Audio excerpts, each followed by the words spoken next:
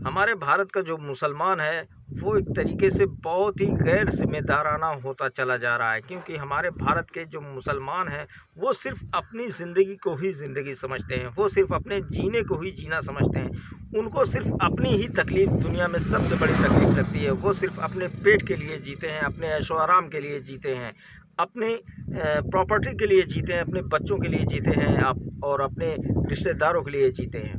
हमारे जो भारत के मुसलमान हैं, ये हमारे इसी भारत के मुसलमानों के लिए मैं एक वीडियो ये बना रहा हूँ कि जो फ़िलिस्तीन और गज़ा के अंदर जो मुसलमान हैं, जो परेशान हैं, क्या आप लोगों ने कभी उनके बारे में सोचा?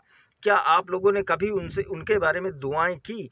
आप लोग देख सकते हैं ये नज़ारा, जो आप लोग देख सकते हैं ये फ़िलिस्तीन और गज़ा के अंदर का नज़ारा है। आप लोग देख सकते हैं कि ये बच्चे हैं, बूढ़े हैं, औरतें हैं, ये इस कदर सड़कों पे भटकने के लिए मजबूर हैं, दाने-दाने के लिए मोहताज हो चुके हैं। गज़ा और फ़िलिस्तीन के अंदर जो बच्चे हैं, जो मुसलमान औरतें हैं, जो बूढ़े हैं, जो बच्चे हैं, जो कोई भी हो, ऑलराउंड हर एक इंसान परेशान है, सड़कों पे भटकने पे मजबूर है। उनको कहीं ठिकाना नहीं मिल रहा है, कहीं उनका गुज़ारा नहीं हो रहा है। वो लोग कैसे अपनी ज़िंदगी गुज़ार रहे हैं? क्या हम लोगों ने कभी उनके बारे में सोचा? क्या कभी हम लोगों ने उनके लिए दुआएँ की? अगर हम उन लोगों की हेल्प नहीं कर सकते, मदद नहीं कर सकते, तो क्या हम उनके लिए दुआ भी नहीं कर सकते? ऊपर वाले से हम लोग उनके लिए दुआ भी नहीं कर सकते? आप लोग देख सकते हैं कि ये गज़ा की तस्वीर है, फ़िलिस्तीन की तस्वीर है। किस कदर मिसाइलें उठती हैं, बम फूटते हैं, और किस कदर यहाँ का एक भयानक नज़ारा है, तबाही वाला नज़ारा है, जिसे देखने के बाद शायद कितना भी पत्थर इंसान हो उसका दिल भी पसीज सकता है, उसकी आंखों में आंसू आ सकते हैं। लेकिन ये जो हमारे भारत के मुसलमान हैं, ये इतने कमज़ोर हो चुके हैं, इतने खोखले हो चुके हैं अंदर से, कि इनको कुछ दिखाई नहीं देता, किसी का दर्द नहीं दिखाई देता, किसी का आंसू इनको दिखाई नहीं देता। ये सिर्फ अपने काम के लिए जीते हैं, ये सिर्फ अपने लिए जीते हैं, किसी और के लिए नहीं जीते हैं। शायद मुसलमान की इन्होंने एकदम परिभाषा ही बदल दी, जो एक मुसलमान होना चाहिए। मुसलमान का मतलब यही होता है कि मुसलमान अपने लिए नहीं जीता, मुसलमान खुद अपना निवाला दूसरों को देता है, उसको कहते हैं मुसलमान। लेकिन आज के डेट के जो मुसलमान हैं वो बिल्कुल इसी तरीके के होते जा रहे हैं, क्योंकि और मुसलमान की जो सबसे बड़ी कमज़ोरी आज मैं आप लोगों को बताने जा रहा हूँ कि मुसलमान की जो सबसे बड़ी कमज़ोरी है वो है उनका अपने में एकता नहीं है, बिल्कुल एकता नहीं है मुसलमानों के अंदर। क्योंकि मुसलमानों का अपना खुद का कुछ भी नहीं है, ना उनका कोई लीडर है, ना उनका कोई स्कूल है, ना उनका कोई कॉलेज है, ना उनका कोई संसद है, कुछ भी मुसलमानों के अंदर अपना कुछ भी नहीं है। मुसलमान सिर्फ एक लावारिस और अनाथ की ज़िंदगी जी रहा है। बस जिसकी तरफ जो चाहे वो मुसलमान को अपनी तरफ खींच लेता है, और मुसलमान को वोट के लिए वो इस्तेमाल करता है। इस्तेमाल करने के बाद यूज़ एंड थ्रो की तरह उसको यूज़ करके मुसलमान को बाहर निकाल के फेंक देता है। मुसलमान ना इधर का होता है, ना घर का होता है, ना घाट का होता है।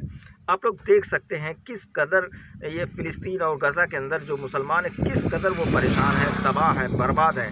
शायद इसी बर्बादी का इंतज़ार हमारे भारत के मुसलमान भी कर रहे हैं। शायद ऐसी ही बर्बादी हमारे भारत के मुसलमानों की भी होने वाली है, क्योंकि इस कदर लोग आपस में ना इख्तलाफी रखते हैं, इस कदर आपस में एक दूसरे से नफ़रत करते हैं, एक दूसरे की खुशी देख नहीं सकते, एक दूसरे की अच्छाई इंसान बर्दाश्त नहीं कर सकता।